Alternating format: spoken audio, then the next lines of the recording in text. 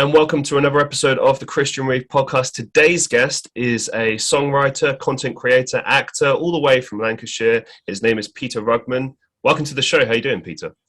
Hello, nice to be here. Thank you for having me. It's an absolute pleasure. I'm pretty excited about this. I mean, firstly, it's my first guest of 2022. I wanted to get you on the show anyway because I just like your vibe on TikTok. Like, okay, let me put it this way. Straight away, I was like, this guy's got to be a comedian, at least from some perspective. Like, you know, there must be like some professional training there. And when I started doing all my research, I was like, okay, yeah. Yeah. Yes. It made sense. But like this is not me not trying to kiss your ass or something. It's just, I think that Don't worry about it. there's a difference between someone making content, having a laugh and just seeing where it goes, to someone with kind of like structure in what they're doing. You know, like immediately, not just yourself, but a lot of content creators online, I see that they kind of have a structure and they know what they're doing. Like, for example, if we're talking about comedy, there's a lot of people that are popping up on TikTok now that are like very clearly inspired by like Ricky Gervais and that kind of era of comedy. Oh, yeah. And you can see it come through, you know what I mean? And it's I think that is owed a lot to taking the time to actually kind of do your research in that area and learn to do that. You know, because like the biggest thing I think with Ricky Gervais and his line of comedy is timing, which obviously that's important in comedy anyway, but I think TikTok has lent itself to that anyway, because, you know, it started off as sort of like a dancing app and then people would sort of overdub lines. So if people can overdub a scene from The Office and get the timing right, it's a good training tool in that sense, I think. I've never really done that myself. I've not really done overdubbing scenes from sitcoms and stuff, but I have seen them. Yeah, I mean, you approach it the same way I do, which is like, you know, you jump on those trends every now and again, but mostly you're focused on creating, you know, your own thing. It's like, okay, I'm going to put my music out there, which we'll get to, my comedy out there, etc., etc. And what happens. And one of the biggest reasons why I wanted to get you on the show, obviously, was to showcase you and be like, hey, go check out this guy. He's very talented and very underrated. But on the flip side, I'm getting the same problem as you are with TikTok, which is that if you're a content creator trying to actually get somewhere, it's very rare that you actually do with TikTok. And I've seen you've made quite a few videos where you've been like, hey, what's up, TikTok? Like, why are you burying me in the... You know, well, I'm one among many who struggled with it, because I've chatted to quite a few other content creators who've made it big, but it is a minefield. I can't, you know, I've been on it for 2 years now. I think I first started in March 2020, just as the lockdown started. And still, it's a mystery to me. It seems to me that every account has different issues and there are different rules for different people. I agree with that. Actually, today, I made a quick video about this, but I'll just drop this because this is today. I've seen a lot of strange lives, because I'll just give you some context. I got banned from live streaming on TikTok maybe 6 months ago. I don't know. It was a long time ago. Something ridiculous. Yeah, well, I was talking about advertising, actually, because I have a background in marketing and I have an international audience. So there's people there that, you know, don't know about our Christmas ad thing and what that's all about. So I tried to explain that. And then I sort of tongue-in-cheek referenced a company, which is that did a Christmas ad one year for mature content. And it's perfectly fine. It was on daytime television at the time. Yeah. But I mentioned the name and not 30 seconds later, boom, banned for life. So that's insane. Yeah. And you're still banned for the last half year. You've not been able to. I see it as a win, because they lose out with content creators like us. They, you know, that actually take time to really construct good content, stuff that people can really enjoy. Because that's the thing, there is a difference. And don't get me wrong, I'm not having a go at people that just want to use it for fun, you know, because that's what it's there for. But I see a lot of people doing live streams where, you know, they're very lazy, they can't be bothered, very kind of lackadaisical kind of attitude, but they expect a lot. You know what I mean? It's fine if you're just sitting there and you're just like, oh, whatever, this is just what I like to do for fun. That's fine. But when it's like there's an expectation, like, oh, why am I losing viewers? Why doesn't no one care? But then you're just sitting there like, yeah, yeah, whatever, like and that frustrates me because, you know, I keep comparing to myself, but yeah, I put that structure in just as you do in your videos and everything that you're doing. Like, it's just it's a frustrating thing to me. And I don't want to talk the whole podcast about TikTok, but Sure, yeah.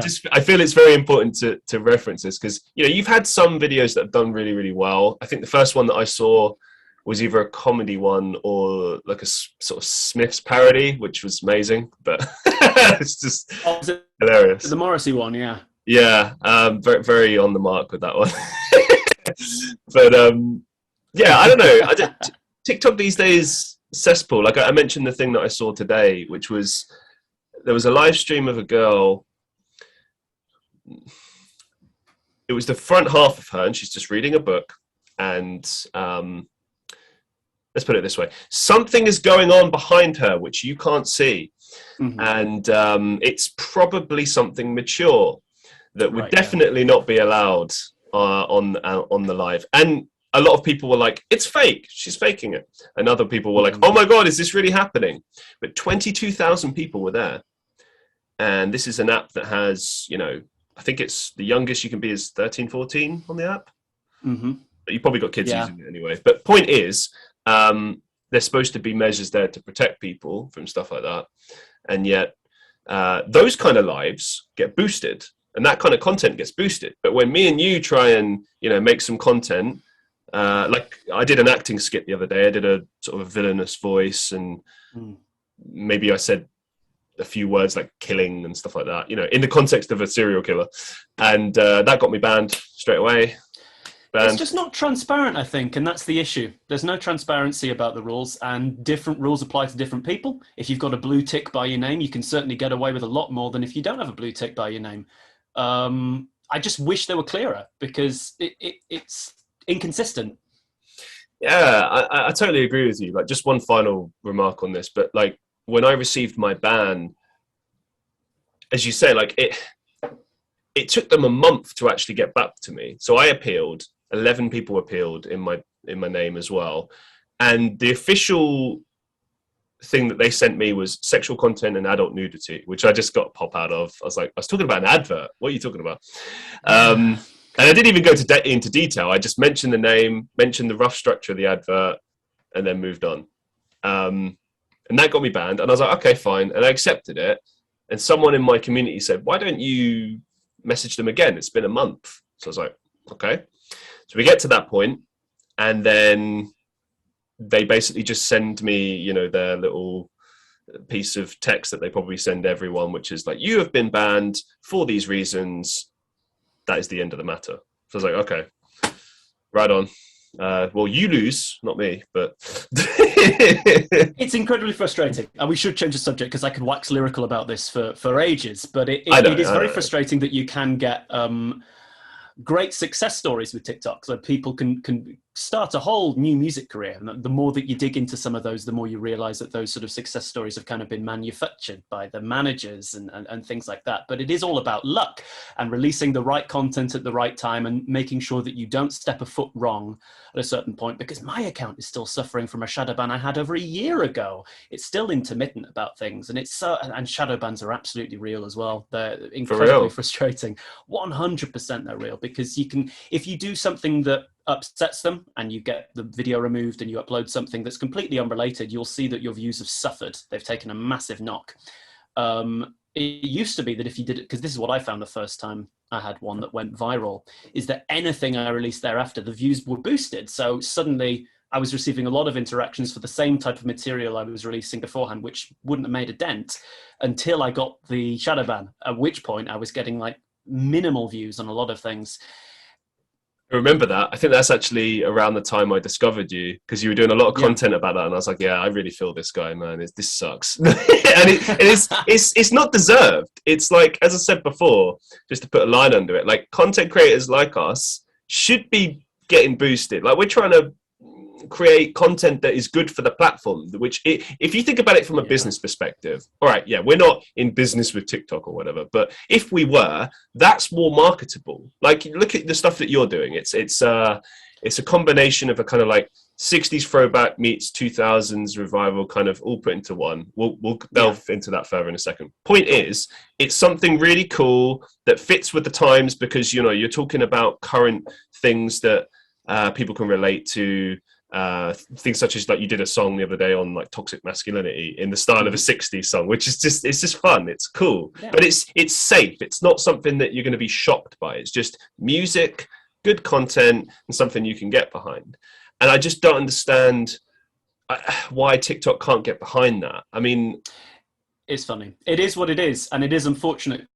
TikTok at the moment, I feel, kind of has a monopoly on the video. It's certainly surpassed YouTube. Oh yeah. But maybe not for too much longer. We'll see. But let's move it on. Let's talk about your beginnings in music. I'm quite interested in knowing how you got into music initially and your kind of journey to this point. Sure. Well, I've come from a fairly musical family. My dad's not very musical, but my mum was a singer. Not professionally, but she sang a lot. When I was a kid, she was in a sort of a retro jukebox group just for fun, and they would sing all the oldies. Her mother wasn't a professional singer, but she was Welsh. So very musical there. So I just stop you there. It's almost like, well, she's Welsh, so that's a clear qualification. That's a clear, yeah. So anyway. Clear musical genes there. And on my dad's side, there's Irishness as well. So it's an amalgamation of Celtic melodies. But yes, so I heard a lot of the music that my parents would have heard growing up, and that kind of influenced me. Things like the Beatles, Elton John, things like that. And then throughout my teens, this was the era of the iPod and iTunes, and when things started taking off, when it was a lot easier to get a hold of music than it had been previously. I was still buying CDs and burning them onto iTunes, and then taking those songs from iTunes onto my green iPod Nano. When I was about 14, I'd listen to bands like the Hoosiers, and also things like Oasis. When I said earlier about when I was talking about like 2000s bands that your music reminds me of, that was the first band that I thought of, was the Hoosiers. Because it is like to explain to people listening to this at home. Basically, Peter's band is called the NonStick Pans. That's right, isn't it? Mm-hmm. And it's like a mixture of 60s music meets that kind of early 2000s. I don't even know what to call it, really. I mean, the Hoosiers said that their music was like odd pop or something. Yes, yeah. But it's this very specific period of time in the mid 2000s when me and you, because what are you, mid 20s or something? Late 20s now. Oh, me too. Woo. So that was our era, basically, growing up in school. And that whole point, it was kind of like a Britpop thing, but not Britpop. It was like our era. I call it sort of like post Britpop indie revival. It was like rock music's last stand before it got completely taken over by R&B and sort of pop. That's true, actually. When I think about like rock these days, I mean, I can't think of any bands that have really wowed me. Like everything I listen to rock related is just old. Like it's basically 20th century is what I listen to.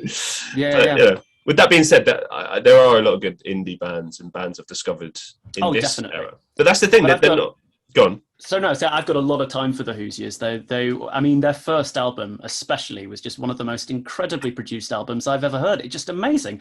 And I've met Erwin a couple of times, and he's lovely. He is such a nice guy. He's incredibly supportive and just incredibly talented as well. He's released solo material as well, which is well worth listening to. I can absolutely recommend that. I'll go check that out. But let's talk about your music. So your music is inspired by music from the 60s and earlier. Where did this kind of inspiration begin? Like, obviously, you've given us a little bit of context as far as, family and stuff like that. But I'm kind of interested to know two things. One, who are your main sources of inspiration, artist-wise? And secondly, like, what kind of drove that decision to do what you're doing now with the kind of 60s meets 2000s mix? Because I think it leans more on the 60s side of things, but at the same time, I don't know, every song is different with your music. It's kind of, anyway, yeah. Sure, yeah.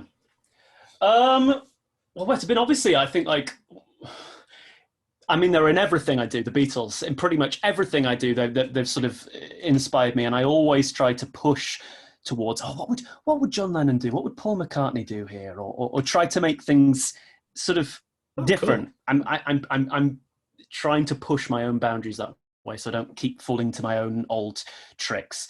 Like I said, when I was a teenager, I used to listen to a lot of rock bands. I listened to Oasis a great deal as well. And again, another band inspired by the Beatles. So when it came to sort of starting the Non-Stick Pans, I was looking at, actually, I studied for my GCSEs,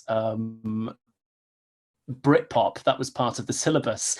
And it was this insight into how 90s bands drew a great deal of inspiration from 60s bands. It was a big 60s revival. So again, I looked at Oasis, I looked at Blur, I looked at their inspirations in the Kinks and the Beatles and stuff. And I think, I listened to a lot of best of albums as well. And then from the best of, bought individual albums on my old iPod, kept listening to them. And it just sort of started from there. In regards to the Non-Stick Pans and how that kind of came about, I wrote a lot of music for a long, long time, since I think I started teaching myself the guitar at about 16, and was just writing a lot of music, but not really putting it out there. No. And I was kind of waiting for the perfect moment to meet a band and to meet the right people. And it just never fucking happened. And that was the thing. It's like, someday I'm just going to meet a drummer and I'm going to meet a lead guitarist and a bassist, and we'll get together. And it's like a lot, just waiting years and years and years. And then I went to drama schools, like maybe here I'll meet them. It's like, no, it never happened. And sometimes it just doesn't. And it wasn't for want of trying, because I'd meet people and they'd be like, oh yeah, well, I'm busy, but I'll do. And so it got to the stage. I graduated with an acting degree. And I thought, well, you know what? I've met enough people now and I've got connections. My brother's a brilliant musician. I can release the music I've done now to a good standard under a pseudonym, under the Non-Stick Pans. And I know enough people now that if I ever wanted to, do a short-term gig or something like that, that I could do it. So I started compiling. I worked with my brother, and we started sort of compiling all these demos that I had together, re-recording everything track by track from like GarageBand files, and released it that way. And it sort of took off from there. And I love episodes like this where I have about 1,000 questions. This is really good. Okay, yeah. So this is what I thought it was the case with your band. So basically, it is just you. You are, the face of it, and you essentially hire session musicians. Is that right? Or people that people you're willing to work with. When it comes to performing things live, I like for people to be involved as much as possible, because in the end I consider it a collaborative process. I like the live versions of songs not to be album accurate. I want people to inject a bit of themselves into it, because if people wanted to hear album accurate songs, they could just listen to the album. Obviously we're for there's been a lack of live shows recently. Yep. Unfortunately. Some reason. But hopefully maybe we'll be seeing some more this year. We'll see, plague permitted. Absolutely, man. I definitely want to see your band play. Since that's the case with the structure of all of this, why go with a kind of a name like you've gone with, rather than just go under your name? Like, what's the decision there? I kind of felt like, well, if I just go under Peter Rugman, it's pretty boring. And I looked at the groups that I would listen to. Even in solo artists, like David Bowie was a moniker he went under. His real name's Davy Jones. I just figured I like bands. I like the idea of, in the 1960s, there were these breakout groups like the Beatles, like Herman's Hermits, Jerry and the Pacemakers. There were just ridiculous names. And I just thought, let's go with something that absolutely no band would call themselves now, because the Non-Stick Pans is a ridiculous name. I don't know anyone who'd want to call themselves that, so I'll take it. It's mine. And so I just released it under that. Well, two things. One, Non-Stick Pans are Chef's kiss, brilliant, brilliant. Just saying, the band and the actual pans that you use for cooking. And, fantastic inventions. And secondly, when you're talking about those names, I'm ashamed to say it was only a couple of years ago that maybe this is just my idiocy or ignorance, but I actually finally realized that the reason the Beatles is called the Beatles is because it's like beats, like it's a terrible pun. Beats. Really bad pun. No, but I love they went that. Through all kinds of names before they reached that. All kinds of bad names before they reached that as well. But I love that because that is the most British thing ever. Like if you've never been to Britain or England or whatever, there are so many puns for business names, and it's like who can come up with the best pun, and that's such a British thing, and I don't understand why we do that, but it's hilarious. Anyway, let's talk a little bit about your songwriting process. So you mentioned a little bit before that, you know, you think, oh, what would John do? What would Paul do? You know, it's kind of feeds the process a little bit, but what does it actually look like when you sit down and try to kind of hammer these songs out? It's different each time, I think, and it depends what I'm working with. Sometimes I work from a piano and a guitar. Sometimes I can work just from a beat. But I can be listening to music and I hear something that's not there, and I think, oh, let's go with that. I've actually, other songs have come from other songs. So I've heard something, I said, oh, wouldn't it be good if in this song they did something like this? And then I work from the basis of that, and I take that. But more often than not, it starts with the chord sequence that I find, and then followed by the melody, followed by arranging it and altering it. Sometimes I've written songs that are just terrible, and I'm like, I'll record them and go, yeah, this is great, and then I come back to it and go, no, this is awful. So scrap it or completely rework it. But yeah, it's varied, I'd say. I have this problem because I write songs as well, and I do regular live streams, and amazingly, my community has actually started learning my songs, which blows my mind. But sometimes there are songs that they ask for that I don't really like playing. Like I don't like the song, and I'm kind of like, no, let's just bury this one. And what about this one? But it's like people like what they like. You know what I mean? And that's when I finally understood why bands hate playing songs. I mean, other than having to play them relentlessly forever for eternity. But for instance, if you're Radiohead, I understand that they don't really they don't like playing Creep, which is an amazing song, but I guess it's a bit like when you've heard, Smells Like Teen Spirit on the radio about a million times, and suddenly you just can't listen to that song anymore. It's just like, I think the understanding there, I could be wrong on this, was that when they wrote Creep, it really wasn't them. that wasn't the sound that they were kind of going for, but it was the sound that launched them. So it must be, it's frustrating.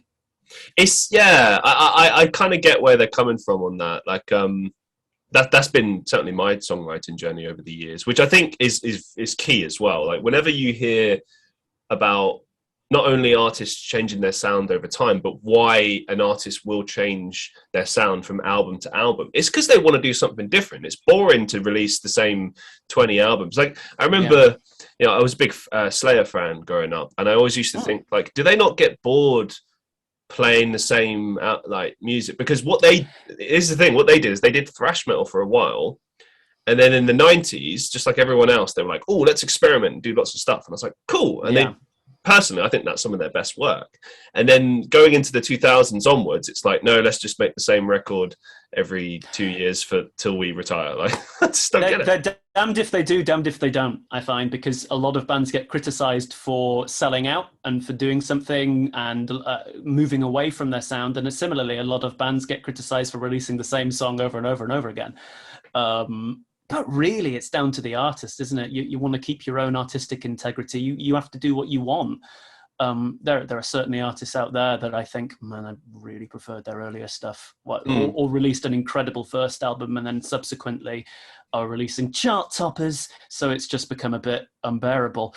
That kind of makes me sad sometimes. Yeah. Like when I look at like Ed Sheeran stuff, actually, which leads me on to well, I wasn't going to name names, but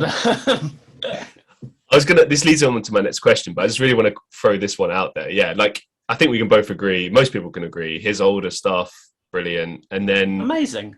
yeah, he's decided to go down the pop route, which, I mean, he was already pop anyway, but Yeah. now it's like really pop. And I look at it two ways. It's a shame that he's moving away from that, but at the same time, if he wants to do that, why not? You know? He absolutely should. It's his career, it's his call, and I think Yeah. there's obviously an audience for it. He's got like millions of streams on the things that he's releasing, and yeah. I don't think it's about money with him though. Like with certain people, you can tell maybe it is, but with him, I get the feeling it's not really about the money, because he's made probably more than some people will ever see in 50 lifetimes. You know, I think at this point it probably is like when you've made your money, like, as much as you need forever or whatever. Like I think it probably even more becomes about the artistry. Because then it's, if money is no longer an issue, it's or the acquisition of protecting yourself, so to speak, then it's about, challenging yourself and growing and finding the fun in different areas of your life, especially from a creative standpoint. Absolutely. I think there is something to be said, though. I don't think it's in the case of Ed Sheeran that labels and managers do tend to push you towards a certain direction as well. That if they say, can you make this sound like Dua Lipa? Right. No, but I'll give it a go. I do think that happens quite a lot. I will say that with Ed Sheeran, I have heard it said he's a wonderful guy to work with, and he's just incredibly generous as an artist. I think he's very. I've heard it said. Yes. No, it's interesting because I mean, the opinions of the insiders will always be the real truth of the matter. Well, whatever me and you and everyone else in the world thinks or says, I mean, it won't reflect what that's the reality of the situation. Is how easy are you to work with and whatnot. And it's interesting. It's interesting you bring up labels because we'll get to chart music in a second, but I just want to see your thoughts on this. Are you looking to get signed by a major label, or are you looking to go independent? Because pretty much every musical guest I've had on the show, like all of them have kind of agreed in unison that it's better to go down the independent route. And I've always suggested that if you're going to get anything from a label now, get your distribution deal and then just whatever. But what are your thoughts? There are certainly bonuses to both sides. I think maintaining the control of your own work is a great bonus to maintaining being independent and working at your own pace as well. However, I do still think management and labels they work in a way that is much quicker than anyone than you can in your own. You've got to do an awful lot of research and be very well connected to make quality stuff when you are independent, and it's a lot of work. And labels just somehow they still have their fingers in every pie, and they're still able to push you as a product, which can feel horrible. But then if they're not pushing you as a product, you've got to push yourself as a product, which equally there's no escaping it. For the time being, I'm quite happy being independent. I've no desire to kind of reach out. If it happens, it happens. If it doesn't, it doesn't. I'm happy to go at my own pace. I don't want to place too much importance on that, because nowadays more than ever, it's easier to distribute your own music. It's easier to put yourself out there. So even from the early 2000s, it's changed a great deal. So sitting on the fence there, I'd say. No, I get it's the professional answer. No, but it's the truth. I honestly, because I know I've always kind of shat on label deals, but at the same time, I'm not saying they're completely not worth it. I mean, I think generally it's all about the deal itself, what you're actually getting, as 100%. You say, how much because let's be real, if you're getting a label behind you or an agency or something like that, you're getting a lot of not only financial backing, but like, as you say, access to connections.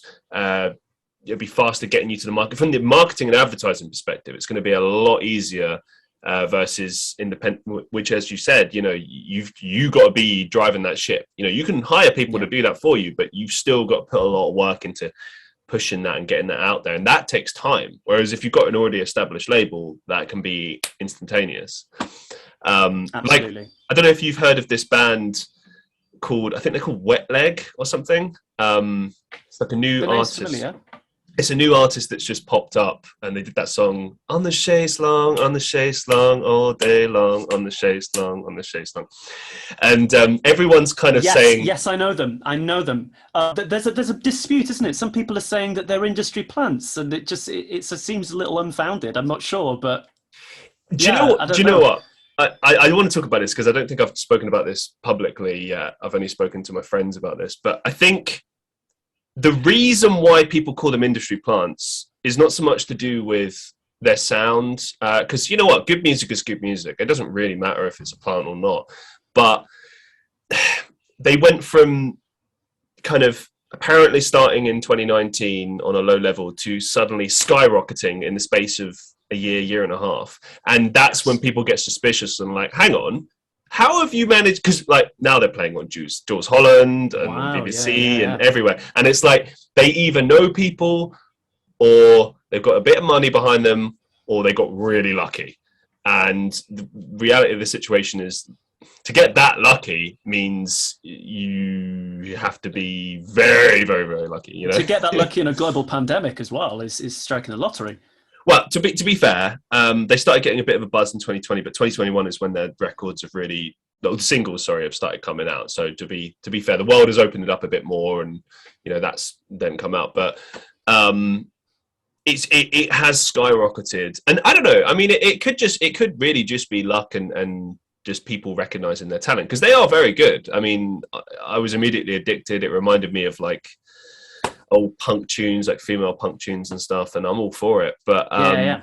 I think the reason why people get so angry and accusatory is because they don't like this idea of, you know, something being put together manufacturedly. And you know, I mean, I've kind of been very, That's the industry. It really is. Unfortunately, I think there's a great myth that anyone can make it if you work hard enough, and it is a bit of a myth, I think. yeah, And you know, even the greater selling artists now feel the call to peddle this myth that, oh, I'm self-made, I'm self-made. But the reality is that they were afforded a great deal of privileges, far more than other people. And you just look at, you do a bit of research into your favorite artists, and you see it's very rare that they have come from nothing. Quite often, particularly in recent days, there's far more of that than you initially realize.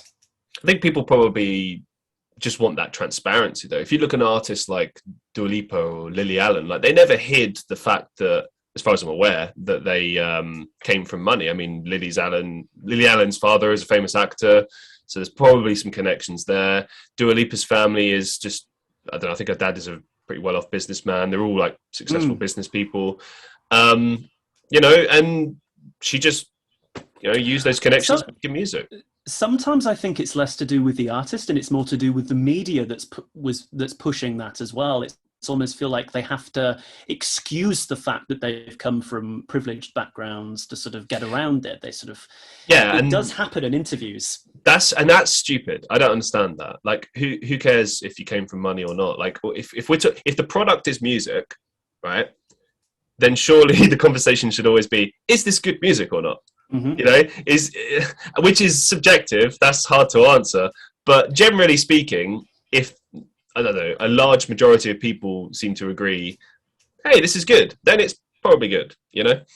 If everyone hates it, then it's probably bad. But, you know, it just boggles my mind. The thing of like, if you do come from that kind of place, and it isn't a question of hiding it, or maybe it's just a question of acknowledging it and saying like, yeah, I've done well, because it's, you know, people who have done well, it's not for lack of talent. They're still very talented. It's just that they've been able to do stuff that other underprivileged people haven't been able to do. And that's it. It's just a case of acknowledging it, I think. And we should all acknowledge it. We should, it doesn't take away from people's talent, but this is just the way the industry works. Yeah, it's a behemoth. Yeah. I just want to tie this up on the music chat with just your overall thoughts on kind of music right now, generally in the charts. Because I mean, I've got my opinions, but I don't know if anyone really cares about that. But I just want to know kind of your thoughts, because you know, we've discussed what your music is like. It's somewhat of a throwback meets early 2000s. But generally, how do you feel about modern music?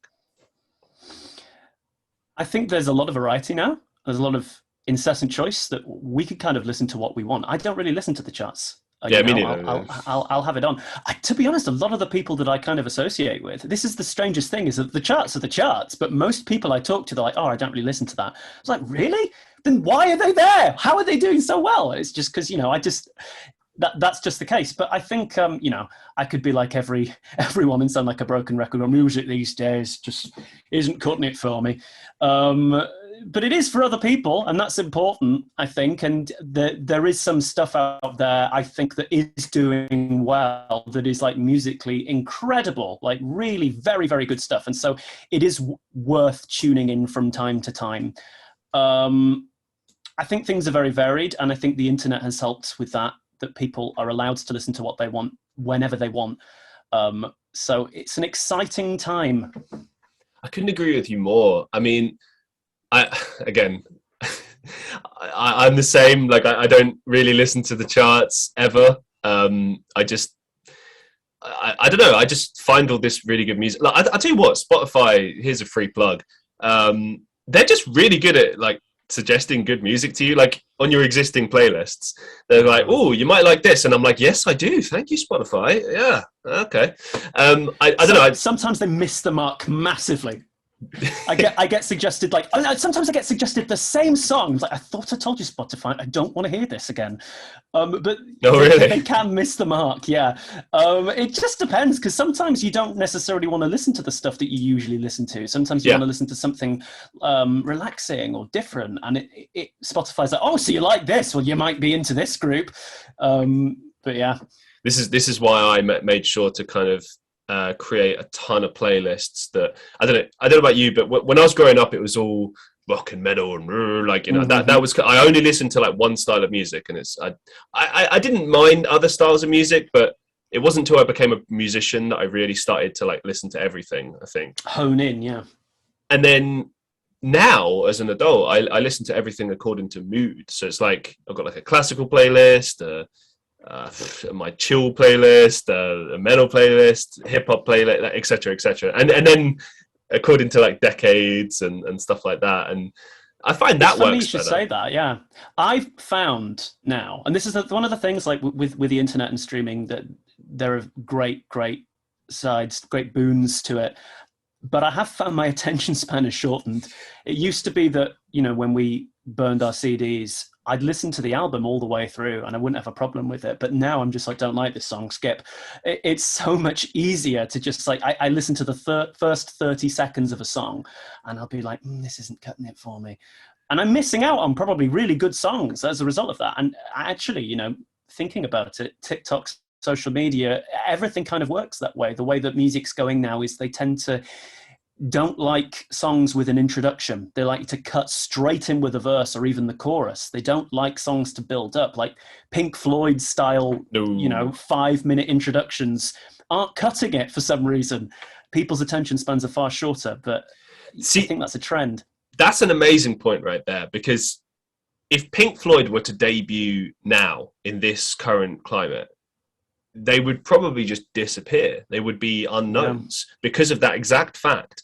I'm ashamed to say it, but I'm the same. Like if I'm listening to, what I tend to do is just like skip through all the songs and see if I like them and add whatever from their album. And that isn't really how you should listen to an album. But no, not at all. As you say, our attention span has just changed completely now. So, and I have to really force myself to distance myself away from all this TikTok and online stuff and do stuff like what we're doing now, a podcast, long form content.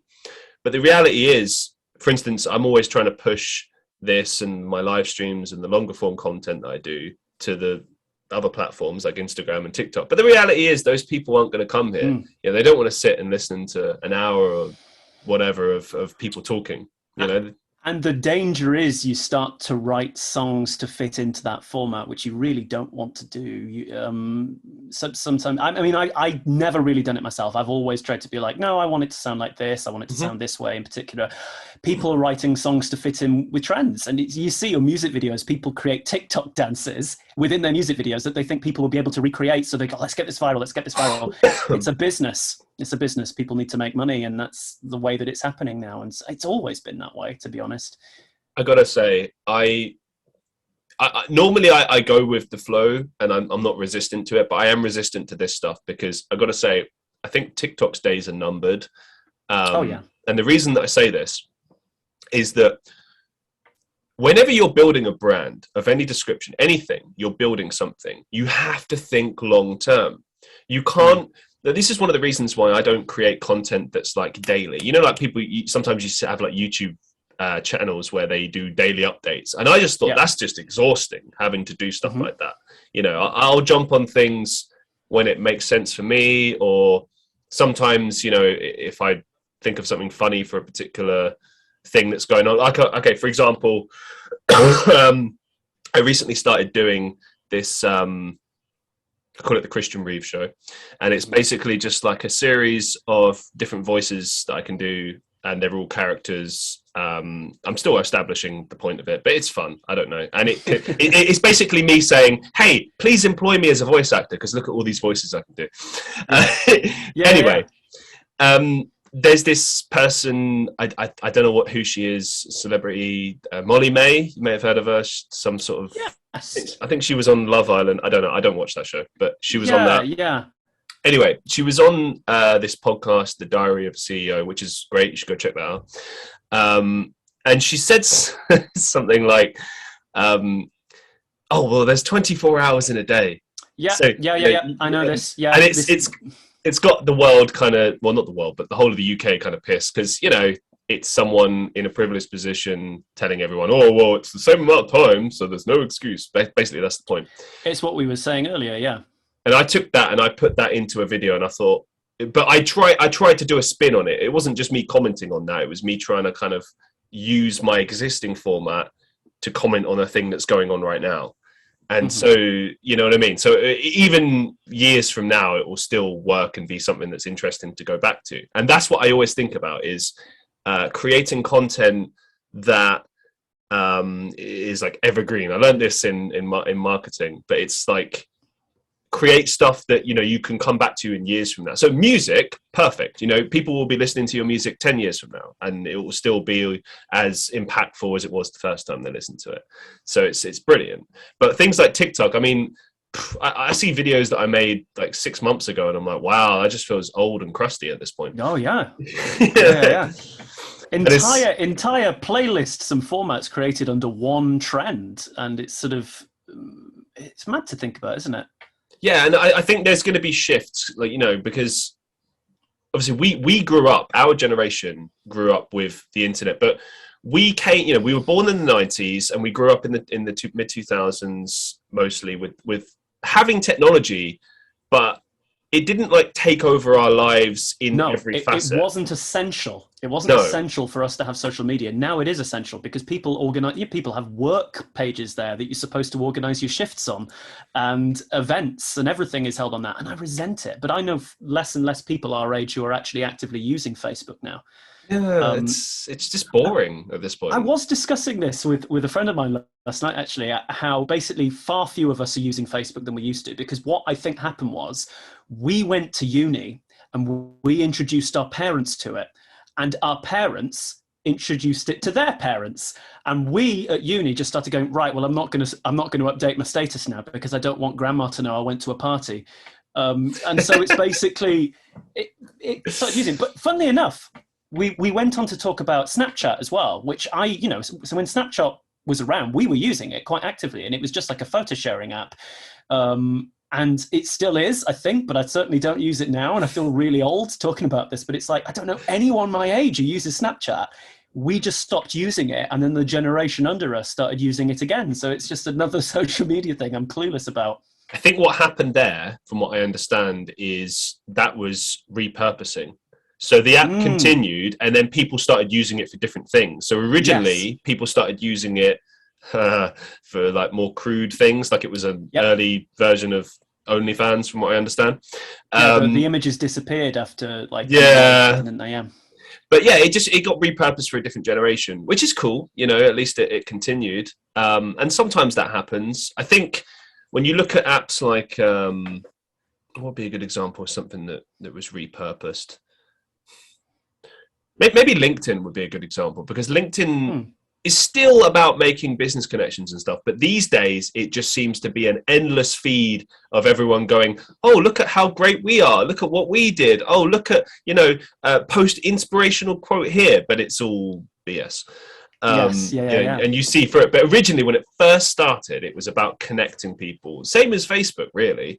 But things are inevitably change over time and become repurposed. And I think that's where TikTok might disappear, because I can't see how they can move forward. Originally, it was like a spiritual successor to Vine. And now it's kind of just, I don't know, like how often can doing TikTok dances really be? How interesting can that continue to be? I don't know. But anyway. It started off as a music app, didn't it? It was a dancing app. What was people would just Musically. There was TikTok, and there was, I think they coexisted. I can't remember, but then they joined. I could be getting this totally wrong, but yeah, it has repurposed to some extent. But like you said, there isn't a plan for longevity there. We'll see. They keep updating it. They keep throwing in new things. But as long as those guidelines remain vague, people are going to make the transfer. Let's move it forward. What are your originally this was going to be, what are your goals for 2022 or music goals? But I kind of want to know, just in a nutshell, what are your career goals? What are you looking to achieve, not just in the next year, but the next 5 years or something? It's a good question, isn't it? And I'd like to be the type of person that says I've got it all planned out and this is what I'm going to do. But as this pandemic has shown us, is that like you can't plan for things like that.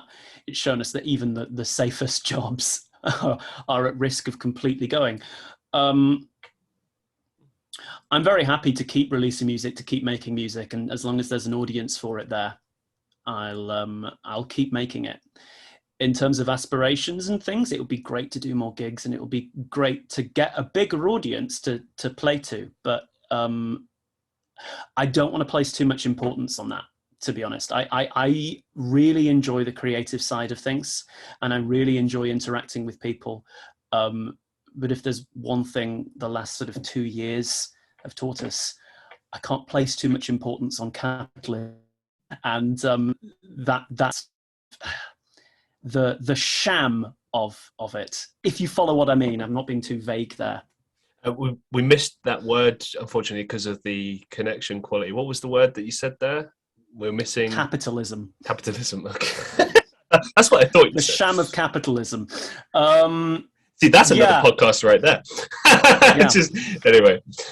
No, the reason I ask you is because I wouldn't call it a problem, but you have the same thing that I have, which is wearing many hats. In my life, I'm an aspiring actor, musician, podcaster, blah, blah, blah, blah, blah. And same with you. You're a musician, actor, and a comedian. I mean, you said, you graduated from university with acting. You've also starred in Netflix's The Alienist, I believe. Starred. I was in it, yes. Hey, you were in it and you acted, therefore you starred in it. So yeah, you can catch me gyrating in the background of other more important actors' shots. It's I play an underage cross-dressing prostitute in 1890s New York. That old chestnut. Did you get any dialogue? No dialogue there, no dialogue. But you can see from the physical work I was doing in the background, I'm more than made up for it.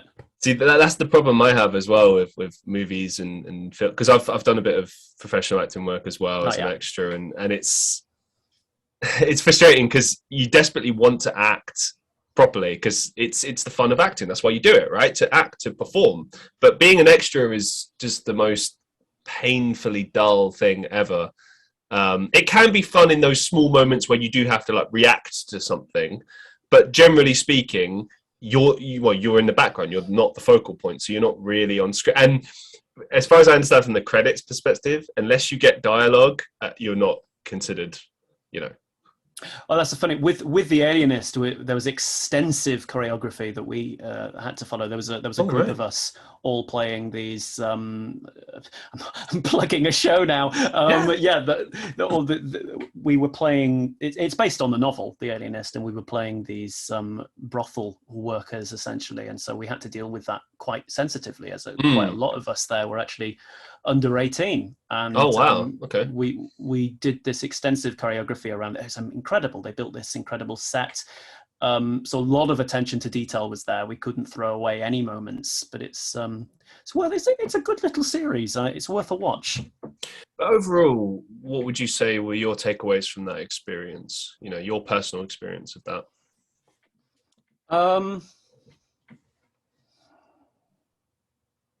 Man, that's a good. So, for me, it's a job. I do it as a job, and sometimes it can be frustrating. And I think it can be exhausting as well. You're up at really early times, and there's a lot of waiting around. There's a lot of before you're even seen, and then when they do get to shooting, things inevitably go wrong. They always do, and you've got to find a way to work around things. And I tell you, I did another.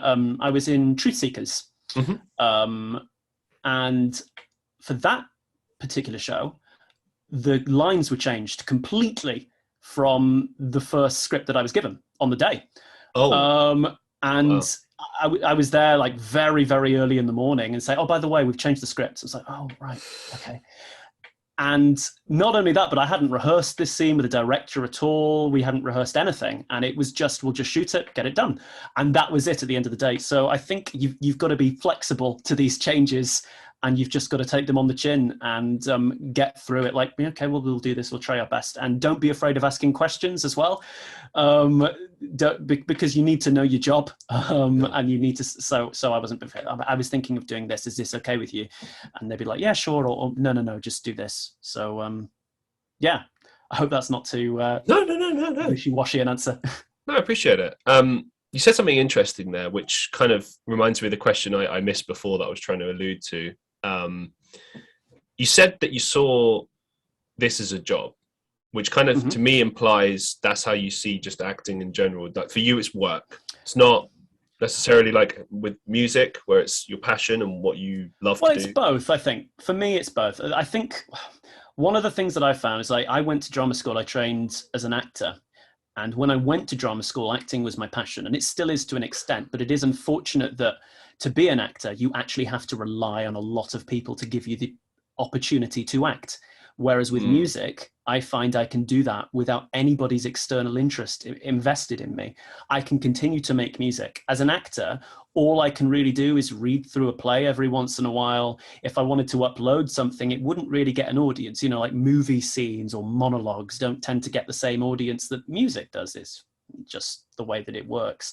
So I find it easier to work as a musician without earning anything. And as an actor, although I'm still very, very passionate about it and I get a lot of joy out of it, the jobs are few and far between, at least at this stage in my career. It's, I'm still auditioning. Acting is 99% rejection anyway. It's true. So from a kind of life perspective then, music for you is the main focus. These other things in your life, comedy and acting, are things you enjoy doing and will keep doing, but music that's the goal. That's the aim. I wouldn't even say that, to be honest. I'd say that it changes, and if I'm given an opportunity to act in something, I will throw myself into that role and I will absolutely concentrate on it. But for the time being, because I'm currently not doing anything, though I'm auditioning, music is at the moment my main drive. It's what gets me up in the morning and be like, right, I'm going to do this, I'm going to do that. Especially, because streaming exists and people can stream things. But whilst there's a virus, out there in the world, not a lot of plays are being put on or plays are being cancelled. There's still an active audience for music. I hear that. Actually, yeah. So you performed in the award-winning play The Ferryman. Oh yes, yeah. And I wanted to ask you a little bit about this experience and also how stage acting compares with on-screen acting, in your opinion. Sure.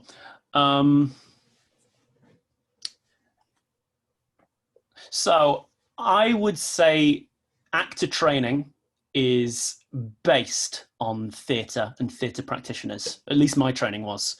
Not a lot of emphasis on screen training. We had a week or 2 week long screen workshop. In fact, when did I graduate? 2016. I think the industry's changed a lot since then. You know, it's not it's 5-6 years, but it's not you know, it's not a great amount of time.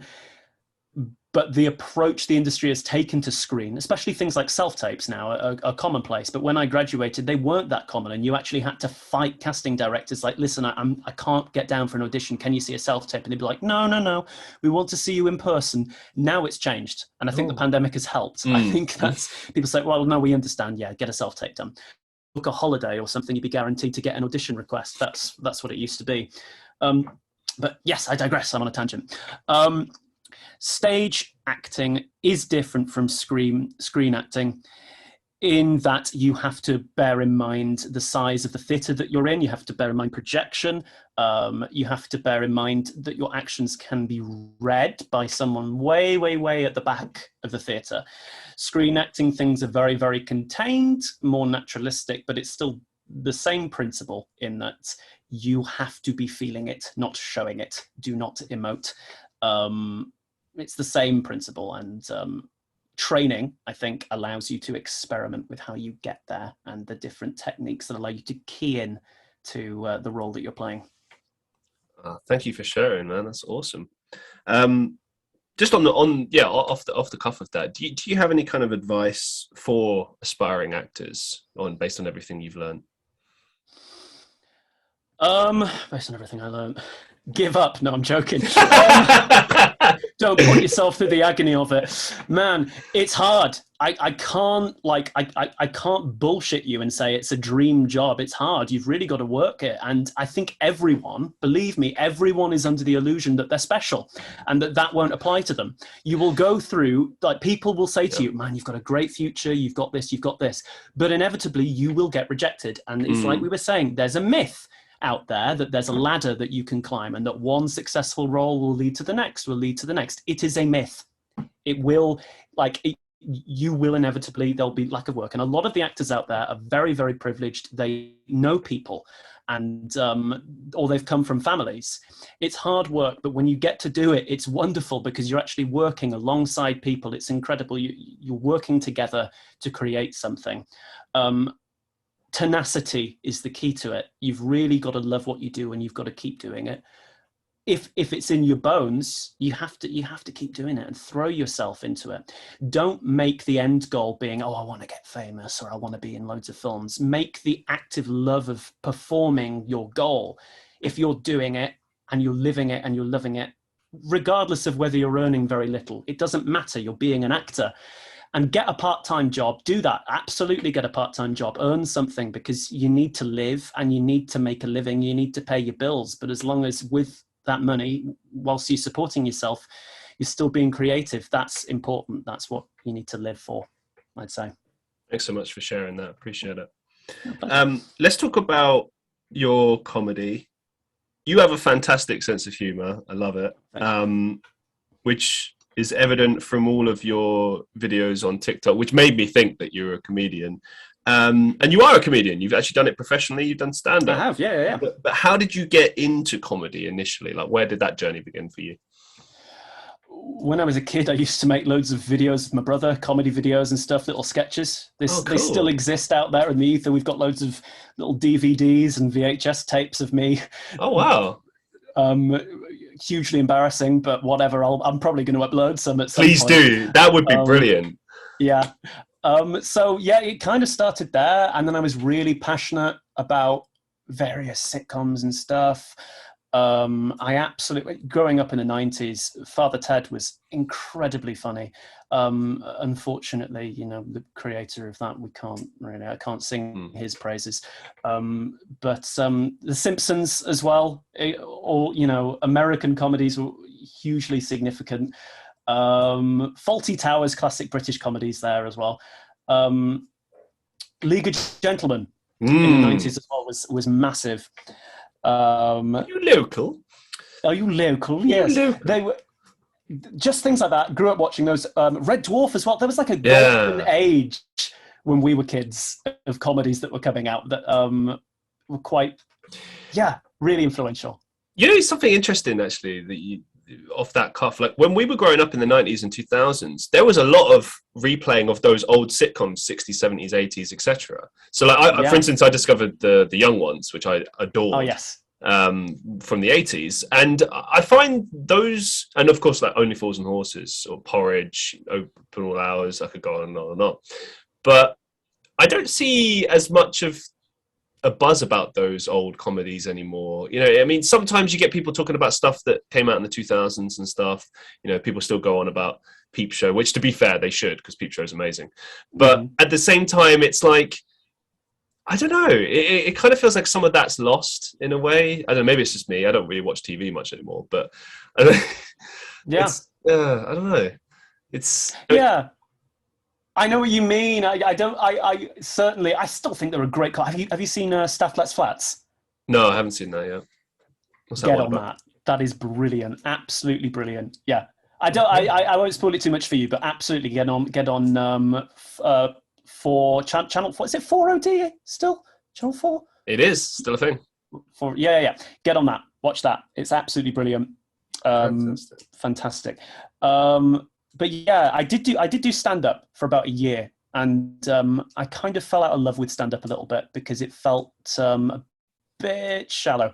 It's I didn't like the idea of just standing up in front of a mic and telling jokes for the sake of telling jokes. I like there to be a narrative or a purpose to it. I like character comedy in that sense, or a show, which is difficult to do within that 5 minutes. And when you're in that circuit, you're seeing the same people perform a lot of the same stuff over and over and over again. And it gets quite hard to watch comedy when you're in the thick of it, because you start to predict the jokes, and you start to get like, right, well, what you're doing there is you're repeating a word loads and loads of times because that's funny. Like Alan Partridge saying Dan, Dan, Dan, or Stewie Griffin going mum, mum, mum. You're doing the same joke. And I just start to, so I kind of flipped that and started to go down the route of more theatrical comedy and character comedy and alternative comedy. Harder to do on the open mic circuit, though. Yeah, I mean, I've never ever considered myself a comedian, and I still don't. But people have occasionally said, "Oh, you make funny stuff. You should consider doing that." I'm like, absolutely not. But I would love to do a sketch show. I think there I could be good because I could act, and I like that process of creating characters, as you say, like some sort of narrative. It's brilliant. It's so fun.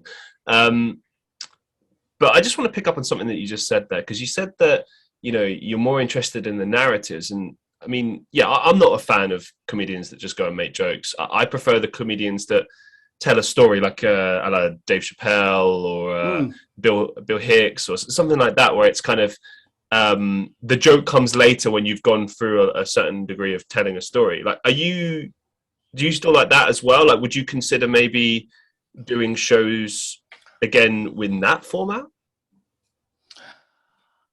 I don't think so. Certainly not like that. I mean, they're excellent at what they do. They're brilliant at what they do, but I don't think that's sort of my style. I like there to be a narrative art that isn't sort of, it sounds horrible, dictated. I like it. I like there to be moments of meta theatrical moments, if that makes sense. You know what it's sort of things that aren't just telling a story, things that are maybe showing a story, or think work is incredible. Did you see Inside?